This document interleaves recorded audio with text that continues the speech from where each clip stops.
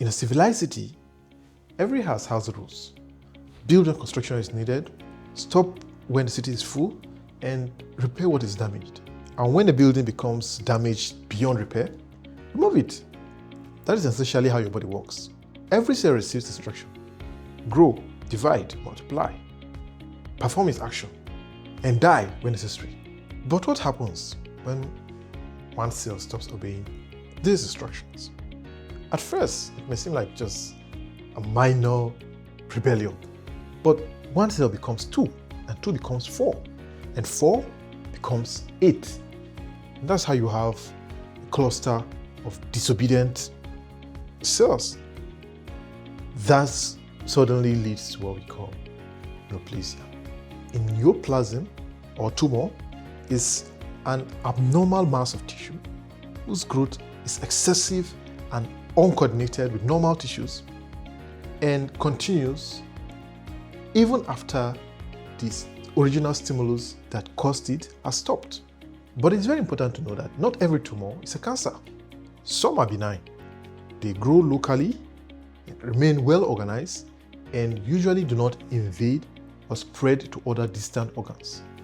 Others are malignant, and these are cancers.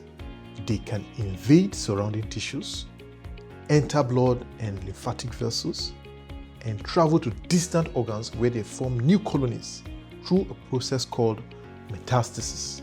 But, well, cancer is not just a disease of too much growth. It is a disease of broken control system. Normally, genes act like the instruction manual and control the room of the cell. Some genes tell the cells when to grow, and these include proto-oncogenes.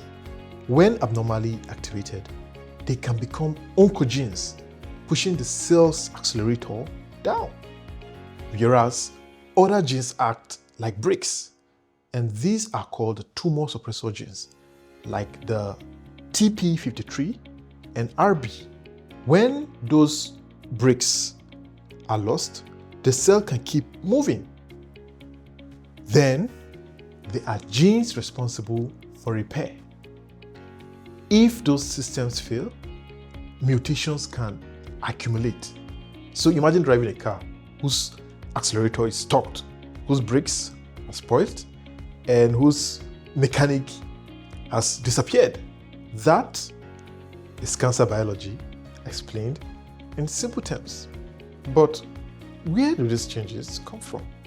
They may arise from environmental carcinogens such as tobacco smoke, ultraviolet radiation, certain chemicals, and some infections. They may also result from inherited genetic changes, spontaneous DNA errors, chronic inflammation, or a combination of many other factors. The gradual accumulation of genetic and epigenetic changes is important in the formation of a neoplasm from a normal cell, a process called neogenesis.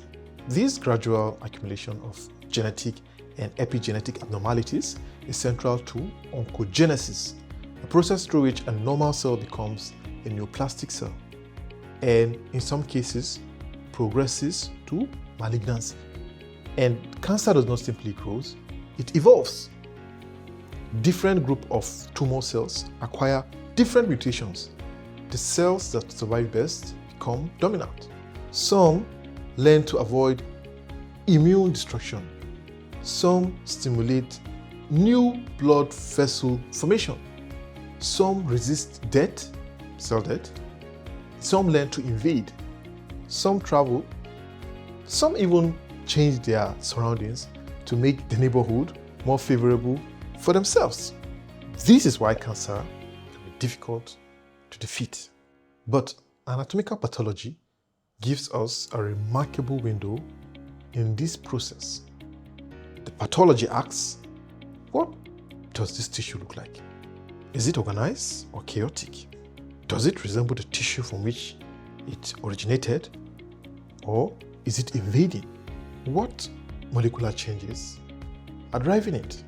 Through gross examination, microscopy, immunohistochemistry, cytology, molecular biology, and increasingly advanced genomic techniques, pathology are able to determine what tumor is, how aggressive it may be, and sometimes which treatment is most likely to work. Perhaps the most important lesson to keep at the back of one's mind is that cancer does not appear like a lightning from a clear blue sky. It is the result of accumulated biological changes over time. A normal cell gradually loses its restraint. Growth becomes uncontrolled. Normal architecture becomes distorted. Invasion develops. And eventually, some tumors acquire the ability to spread. When you hear neoplasia, think of abnormal autonomous growth. When you hear oncogenesis, think of the journey of a normal cell towards neoplasia and potentially cancer. And when you hear malignancy, remember the three words: invasion, persistence, metastasis. One rebellious cell is seen insignificant. But in pathology, sometimes the smallest change in a single cell can tell the beginning of an enormous story.